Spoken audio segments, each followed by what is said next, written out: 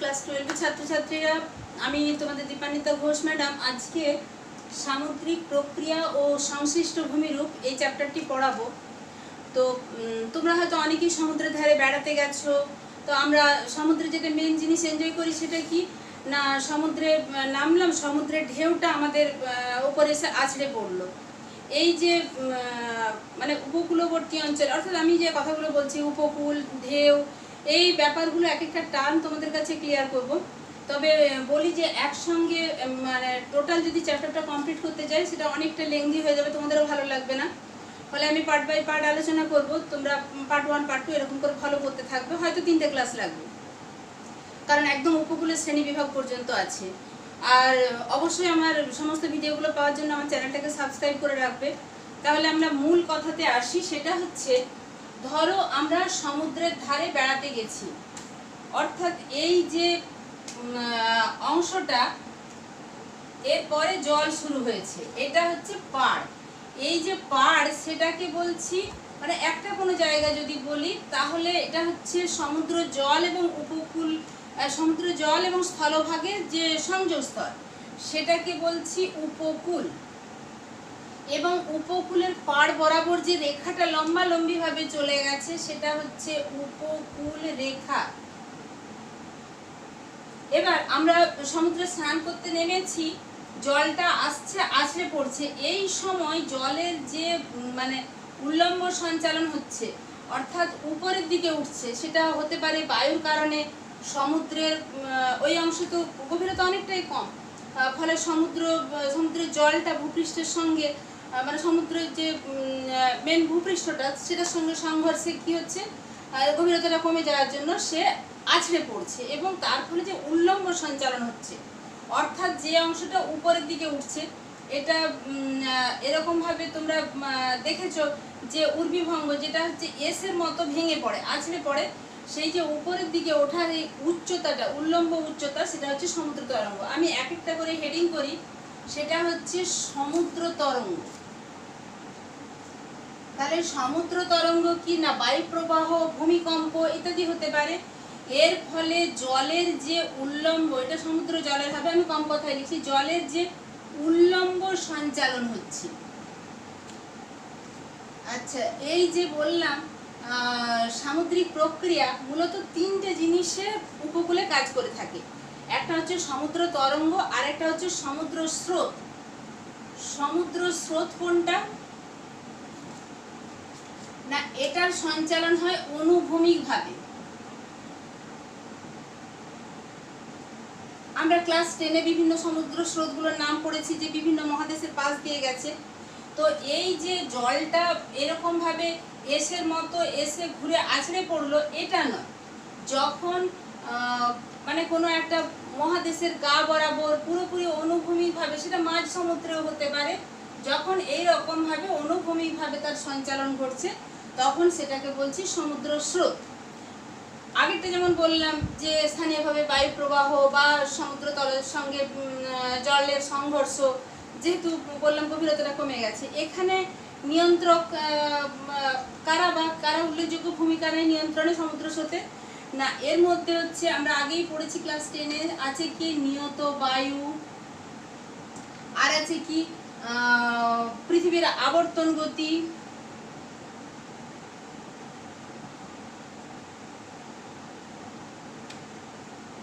পৃথিবীর আবর্তন ছাড়াও আছে উপকূলের আকৃতি, অর্থাৎ মহাদেশগুলোর অবস্থান।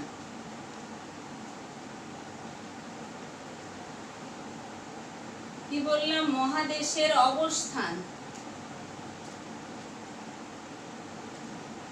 এছাড়া আছে লবণতা, উষ্ণতার তারতম্য। আমি লবণতা উষ্ণতা করে রেখে দিলাম। আচ্ছা, এই গেল। 3 নাম্বার কি না, 3 নাম্বার হচ্ছে জোয়ার ভাটা। জোয়ার ভাটাটা কি না, চাঁদ সূর্যের মিলিত আকর্ষণে, চাঁদ ও সূর্যের মিলিত আকর্ষণে যখন পৃথিবীর উপরে যে জলরাশি সেটা ফুলে ওঠে, কোথাও জল নেমে যায়, কোথাও জল ফুলে ওঠে।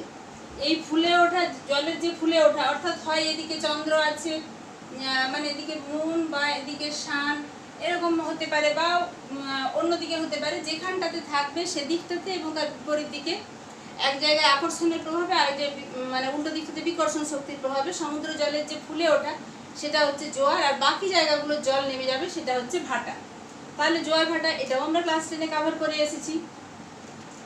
এই তিনটে মূল প্রক্রিয়া কাজ করে, এইগুলো হচ্ছে একের দাগের মধ্যেই তিনটাকে রাখলাম। আচ্ছা, দুয়ের দাগে কি না, আমরা বলেছি একটা টার্ম জানবো, সেটা হচ্ছে ফেজ। ফেজটা কি না, উন্মুক্ত সমুদ্রে বাতাসটা যে পরিমাণ দূরত্ব অতিক্রম করে উপকূলে এসে পৌঁছাচ্ছে, অর্থাৎ সমুদ্রের উন্মুক্ততা। আমি উপকূলে এখানে যতটা জায়গা উন্মুক্ত ভাবে বাতাসটা ছুটে আসবে, এটা যদি উপকূল রেখা হয়, তাহলে এই যে ফাঁকা জায়গা বা উন্মুক্ততা সেটাই হচ্ছে ফেজ। এরপরে পড়বো সোয়াশ। সোয়াশ কি না, সোয়াশ হচ্ছে যে সমুদ্র তরঙ্গটা উপকূলের দিকে আসছে, অর্থাৎ সম্মুখ তরঙ্গ, সে উপকূলের দিকে আসছে। এই সোয়াশ হচ্ছে সৈকতের দিকে এগোতে থাকে। তাহলে এটা যে তরঙ্গটা আসছে সমুদ্রের দিকে, যে তরঙ্গ সৈকতের দিকে আসে,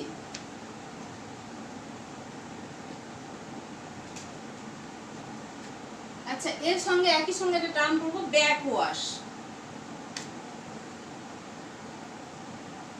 ব্যাকওয়াশটা কি না, যে তরঙ্গটা ফিরে যায়, যে তরঙ্গ কোথা থেকে ফিরে যায় না, সৈকত থেকে গভীর সমুদ্রে।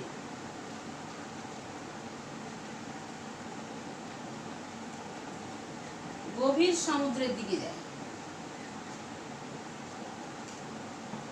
এরপরে একটা টার্ম পড়বো, সেটা এর সঙ্গে রিলেটেড, সেটা হচ্ছে গঠনকারী তরঙ্গ।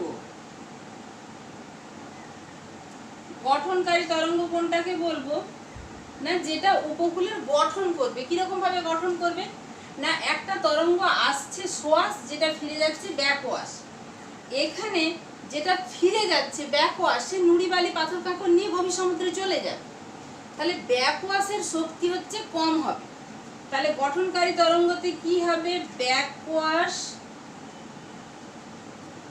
কম শক্তিশালী, আর সোয়াশ যে আসছে সে বেশি শক্তিশালী।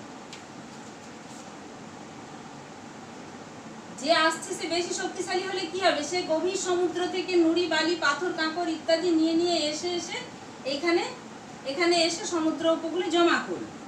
এরপরে যদি বিনাশকারী তরঙ্গ দেখি,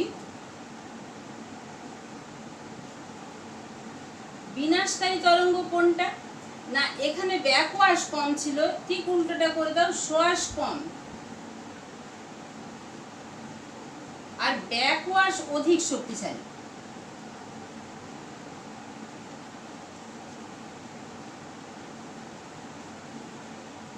তাহলে কি দাঁড়াচ্ছে না, যে নিয়ে যাচ্ছে সে এখান থেকে সব নিয়ে চলে যাচ্ছে। ব্যাকওয়াশ বেশি শক্তিশালী যদি হয় তাহলে সে সেখান থেকে নিয়ে চলে যাচ্ছে, ফলে উপকূলের ভাঙন হবে। যেহেতু ভাঙন হবে তাই এটা হচ্ছে বিনাশকারী সমুদ্র তরঙ্গ।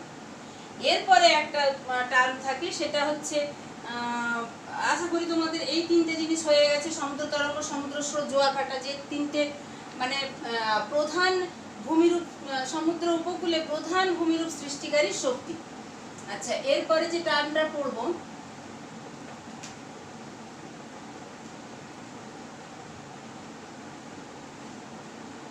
এরপরে যে টার্মটা পড়বো 6-7 হচ্ছে উর্মিভঙ্গ।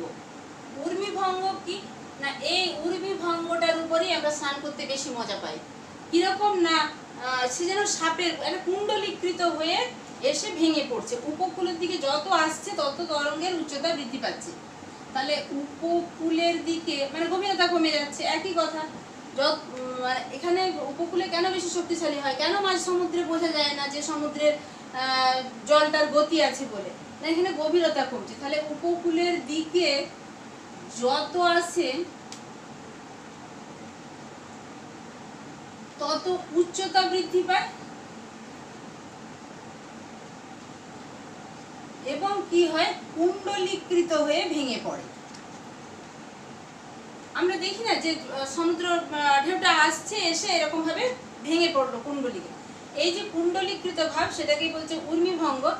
এবং যে রেখা বরাবর প্লাঞ্জ রেখা, যে রেখা বরাবর ঊর্মিভঙ্গটা ঘটছে, এটা লাইন দিয়ে দেখবে জলটা আসছে এসে ভেঙে পড়লো, যে রেখা বরাবর ঊর্মিভঙ্গটা ভেঙে পড়ছে সেটা হচ্ছে প্লাঞ্জ রেখা।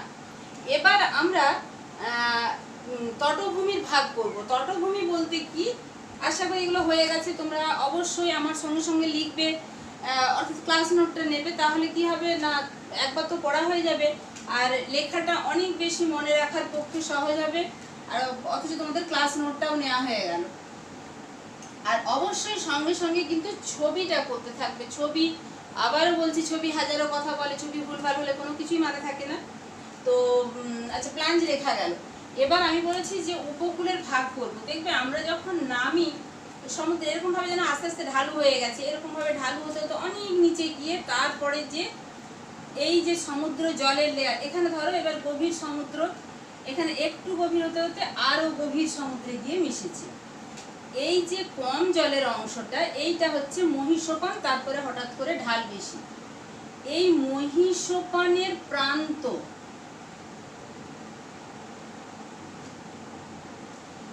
এই মহীসোপানের প্রান্ত থেকে এই অংশটা, অর্থাৎ এটা হচ্ছে কি না উপকূল রেখা, এই অংশেই সে যত কাজ করে। এবার দেখবো কি কি কাজগুলো করছে। এই অংশটা সব সময় জলে ডুবে থাকে। মহীসোপানের যে একদম নিচের অংশটা, সেই অংশটাকে বলছি পুরোদেশ তটভূমি।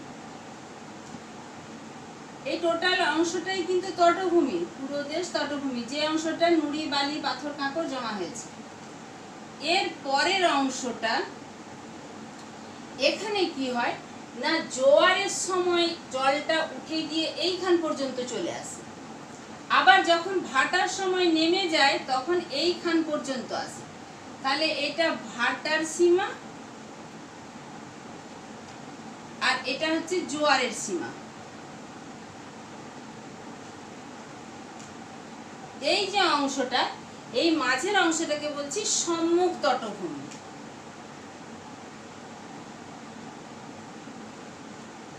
তাহলে এই অংশটাই কিন্তু সব সময় জল থাকে না। কোন সময় থাকে না জোয়ারের সময় জল থাকে। এইখান থেকে একদম উপকূল পর্যন্ত, এরপরে হয়তো সমুদ্র মানে কাজ করতে করতে আমরা জানি এই যে খাড়া পাড় যদি হয় তাকে বলে ভৃগু, জানি মানে আমরা ভূমির উপরে এক এক করে পড়বো, ব্লোহোল, গুহা, এখানে কাজ করতে থাকে বা কখনো সঞ্চয় করতে থাকে। এই যে পিছনের অংশ, উপকূল পর্যন্ত অংশ, অর্থাৎ জোয়ারের জল যেখান পর্যন্ত লাস্ট উঠেছিল, এরপরে বাকি অংশটা পর্যন্ত কিন্তু আসতে পারে জল। সেটা কখন না যখন সুনামি দেখা দেয়, প্রবল জলোচ্ছ্বাস দেখা যায়, সেই সময় আসে, না হলে সচরাচর আসে না। এইটা হচ্ছে পশ্চাৎ তটভূমি।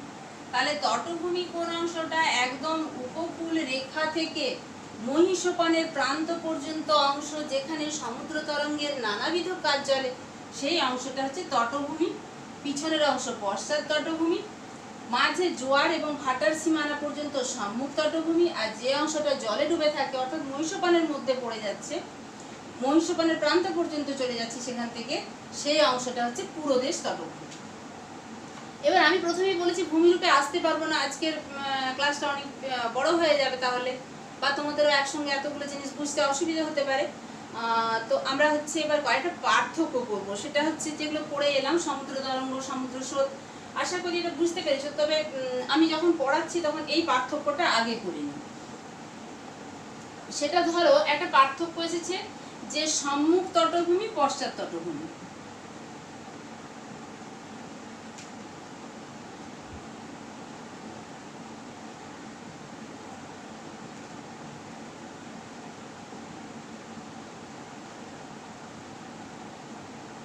এটা সবুজ কালিতে হেডিংটা করলাম, বুঝতে পারছি কিনা জানি না, এটা আমি ইউজ করছি না।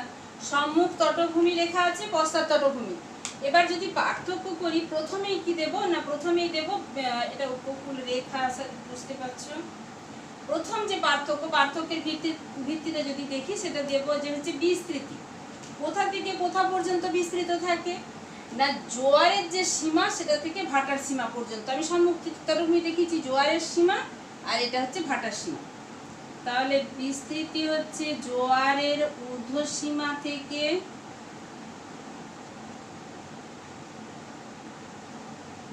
ভাটার সীমা,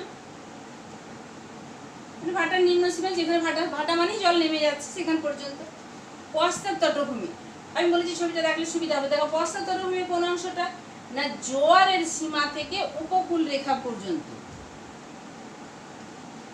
বোঝা যাচ্ছে জোয়ারের সীমা, জোয়ারের জল এতদূর পর্যন্ত উঠেছে, সেখান থেকে উপকূল রেখা পর্যন্ত। জোয়ারের সীমা থেকে উপকূল রেখা।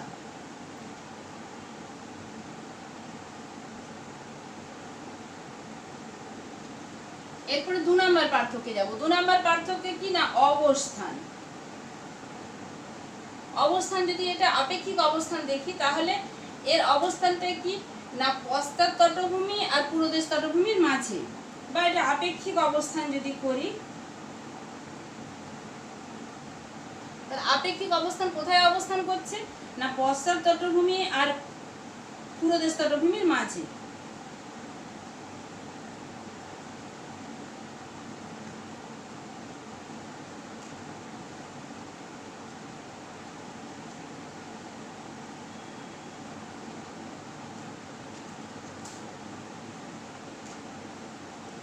আচ্ছা, এখানে পশ্চাৎ তটভূমি হেডিং করা আছে। পশ্চাৎ তটভূমি কোন অংশটা, এই অংশটা। তাহলে তার সীমারেখা কোথায়, না সম্মুখ তটভূমি ও উপকূলের মাঝে।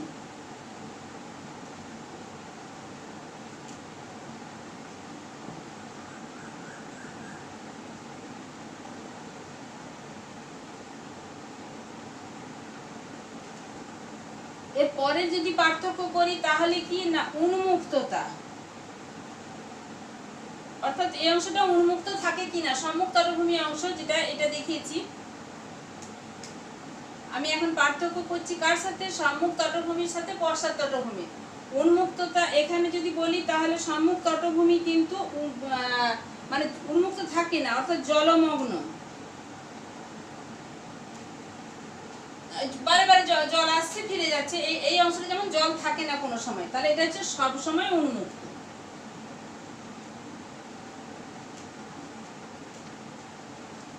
আর প্রশস্ততার দিক থেকে যদি দেখি,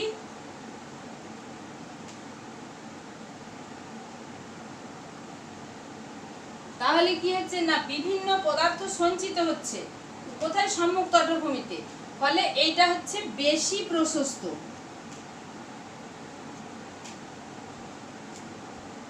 আর এটা হচ্ছে কম প্রশস্ত, অর্থাৎ পশ্চাৎ তটভূমি হচ্ছে কম প্রশস্ত। তাহলে একটা পার্থক্য হয়ে গেল। আচ্ছা, এবারে যদি পুরানো পড়াতে ফিরে আসি, আশা করি বুঝতে পেরেছো পশ্চাৎ তটভূমি, সম্মুখ তটভূমি, পুরোদেশ তটভূমি। এইগুলো কিন্তু বারে বারে যখন ভূমিরূপ পড়বো, তখন কিন্তু বারে বারে এই জিনিসগুলো আসবে। আচ্ছা, এই অংশটা যদি রেখে দেওয়া যায়, তাহলে আমি আরো দুটো পার্থক্য তোমাদেরকে দেখাবো। সেটা হচ্ছে সমুদ্র তরঙ্গ, সমুদ্র স্রোত।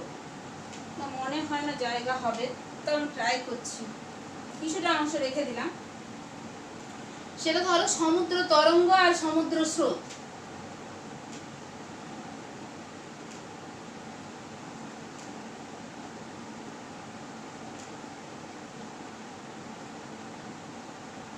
এখানে পার্থক্যের ভিত্তিতে কি আনবো, না এর প্রকৃতি। সমুদ্র তরঙ্গের প্রকৃতি কি, না এটা একই স্থানে থেকে বৃত্তাকারে ওঠানামা করে, মানে সমুদ্র তরঙ্গটা এলো ওইখানেই ভেঙে পড়লো, তাহলে একই স্থানে বৃত্তাকারে ওঠানামা।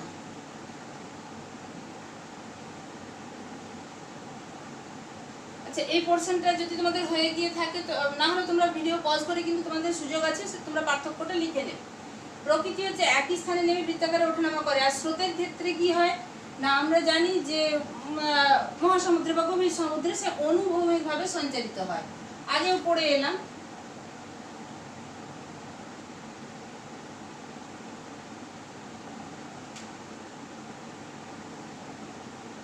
আচ্ছা, দুয়ে যদি বলি, তাহলে হচ্ছে যে উপকূলের সঙ্গে এর সম্পর্ক কি।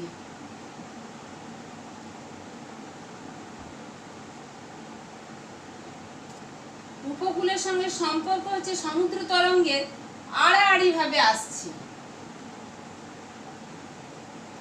আর সমুদ্র স্রোতের ক্ষেত্রে কি হয়, না সমান্তরালে বা মহাদেশের পাশ দিয়ে যাচ্ছে। সমান্তরালে বা মহাদেশের পাশ দিয়ে যাচ্ছে, তাহলে উপকূলের সঙ্গে সম্পর্ক দেয়। পরের পয়েন্ট যদি বলি যে সমুদ্র তরঙ্গ আর সমুদ্র স্রোতের মধ্যে কে উপকূলের পরিবর্তন ঘটায়, যদি করি হেডিং উপকূলের পরিবর্তন, তাহলে সমুদ্র তরঙ্গ কি সোয়াস ব্যাকওয়াসের কথা বললাম, যে সোয়াসে নিয়ে আসে ব্যাকওয়াসে ফিরিয়ে নিয়ে যায়, তাহলে পরিবর্তন কিন্তু এখানে পরিবর্তন ঘটায়।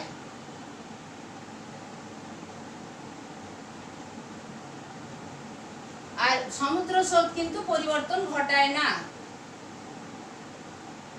মানে উপকূলের পরিবর্তন ঘটায় না, আকৃতি বা ভৌত অবস্থার কোনো পরিবর্তন ঘটায় না। এবার যদি নিয়ন্ত্রক হেডিং করি যে কে কে নিয়ন্ত্রণ করে, নিয়ন্ত্রক সমুদ্র তরঙ্গকে কে কে নিয়ন্ত্রণ করে না, ফেজ যে সমুদ্রের উন্মুক্ততা, ফেজ থাকে, যে বায়ুর গতিবেগ থাকে, ভূমিকম্প, সুনামি এক্ষুনি বলে এলাম, বায়ুর গতিবেগ, ভূমিকম্প ইত্যাদি। আর সমুদ্র স্রোতের ক্ষেত্রে তখন বলে এসেছি কি কি কাজ করে, যে নিয়ত বায়ু, পৃথিবীর আবর্তন, উপকূলের আকৃতি,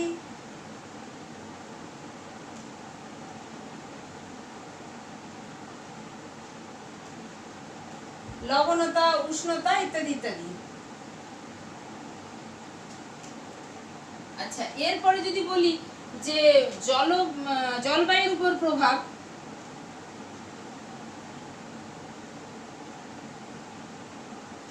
তাহলে সমুদ্র স্রোত কিন্তু জলবায়ুর উপর প্রভাব ফেলে না, আমি শুধু ফেলে না লিখছি, আর এটা প্রভাব ফেলে। আমরা দেখব একটুখানি কিভাবে প্রভাব ফেলে। যদি ক্লাস 10 এর পড়াতে একটুখানি আমরা রিকল করি, সেটাতে কি দাঁড়াচ্ছে,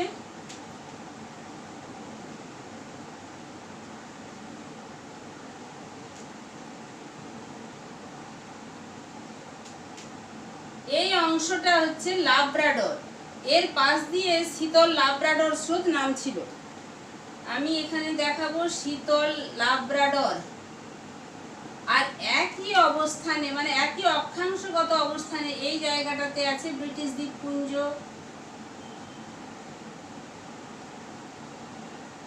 আইসল্যান্ড ইত্যাদি।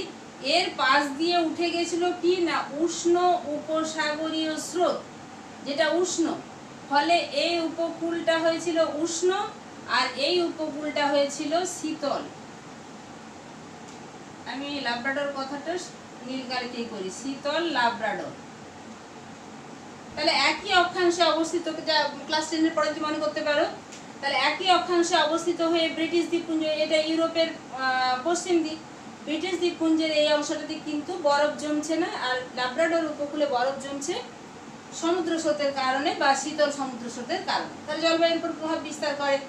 এছাড়া এখানে যে উপসাগরীয় স্রোত আর শীতল স্রোত যে নামছে সুমেরু মহাসাগর থেকে, তার প্রভাবে ব্রিটিশ দ্বীপপুঞ্জে ঘন কুয়াশা ইত্যাদি সৃষ্টি হয়, অর্থাৎ জলবায়ুতে প্রভাব ফেলে। কে ফেলে? সমুদ্র স্রোত। এবার যদি আমরা সোয়াস ব্যাকওয়াসে আসি, আশা করি সম্মুখ তরঙ্গ, সম্মুখ তটভূমি, পশ্চাৎ তটভূমি তোমাদের হয়ে গেছে।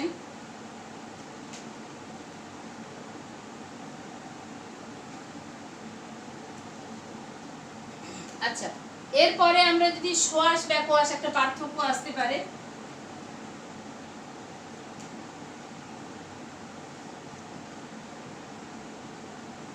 আমি কি বলেছি সোয়াস কোনটা না, যেটা হচ্ছে যে তরঙ্গটা আসছে সামনের দিকে বা উপকূলের দিকে, তাহলে প্রথমে সংজ্ঞা করব যে তরঙ্গটা সমুদ্রের দিকে বা সৈকতের দিকে আসে তাকে বলে, আর এটা যেটা হচ্ছে সৈকত থেকে গভীর সমুদ্রে ফিরে যায়।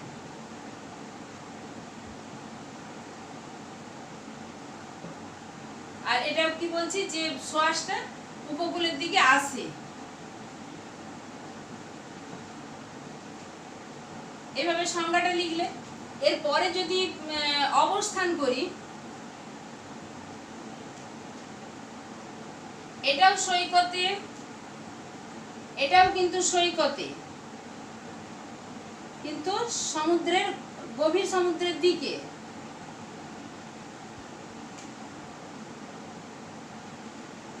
আর এখানে হচ্ছে উপকূলের দিকে। আবার যদি হেডিং করি অভিমুখ, অর্থাৎ অভিমুখ সোয়াসের কি ব্যাকওয়াশের কি না, সোয়াসের ক্ষেত্রে অভিমুখ হচ্ছে সৈকতমুখী, আর সৈকতমুখী এটা গভীর সমুদ্রমুখী। অ্যাকচুয়ালি এইটা দিয়েই কিন্তু আমরা সংজ্ঞাটা বানিয়েছি, তোমরা সংজ্ঞাটা নিজের মতো করে লিখে নিবে, গভীর সমুদ্রমুখী। আরেকটা যদি বলি যে মানে উপকূল গঠনে কি ভূমিকা,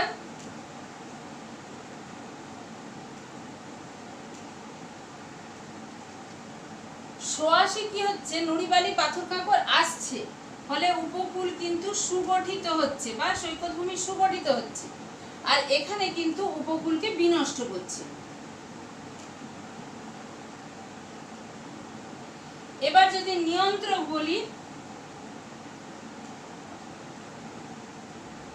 নিয়ন্ত্রকগুলো কি কি কাজ করে না, অগভীর সমুদ্র যত মানে উপকূলের কাছাকাছি আসবে, অগভীর সমুদ্র, বায়ুর বেগ, আর এখানে কি নিয়ন্ত্রক হবে না, উপকূলের ঢাল, শিলার প্রকৃতি, শিলার প্রকৃতি ভঙ্গুর হলে তাকে সহজেই নিয়ে চলে যাবে, শিলার প্রকৃতি এইগুলো। একে যদি বলি যে অন্য নাম বা বিকল্প নাম, অন্য নাম হেডিং করলাম ধরো, তাহলে এইটা হচ্ছে সোয়াস, যেটা সেটা হচ্ছে পৃষ্ঠ তরঙ্গ বা সার।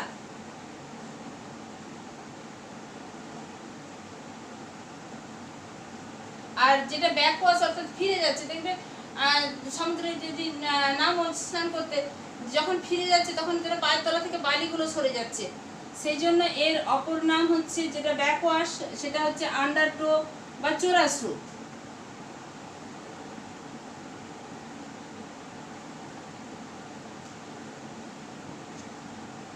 একই রকম ভাবে তোমাদের যদি আসে পার্থক্য যে গঠনকারী তরঙ্গ আর বিনাশকারী তরঙ্গের পার্থক্য, তাহলে এরকম পার্থক্য দিতে পারে,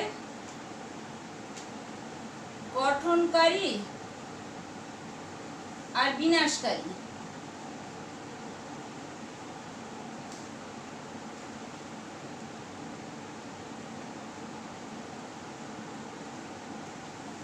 সেখানে তোমরা কি করবে না, পয়েন্টগুলো করবে সংজ্ঞা। দেখো এটা মনে হচ্ছে যে উপকূলের দিকে আসে, আর সৈকতে অবস্থান, উপকূলের দিকে আসে, বারে বারে উপকূলের দিকে আসে, আর এটা বারে বারে বলছি গভীর সমুদ্রের দিকে যায়।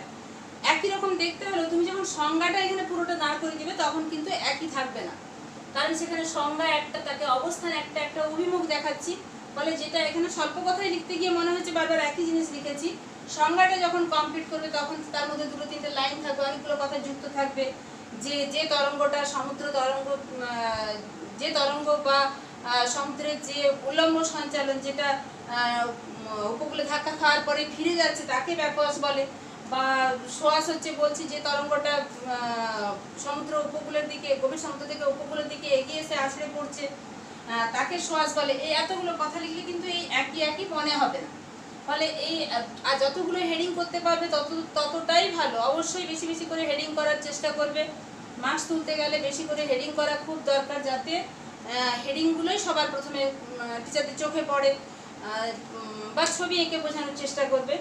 আচ্ছা, আমার মনে হয় না যে তটভূমিটা আর বোঝানোর দরকার আছে, তবু যদি তোমরা বলো আমি একবার একটুখানি আরেকবার আলোচনা করে দিচ্ছি। সেটা হচ্ছে, যেহেতু ওই অংশটা মুছে দেওয়া হয়েছে, এই যদি উপকূল হয় আস্তে আস্তে আস্তে আস্তে গভীর সমুদ্রের দিকে যাচ্ছে, একদম গিয়ে মহিষোপানে পৌঁছাচ্ছে, এই এই এই মাঝের যে অংশটা সেটা মনে রাখবে সম্মুখ তটভূমি।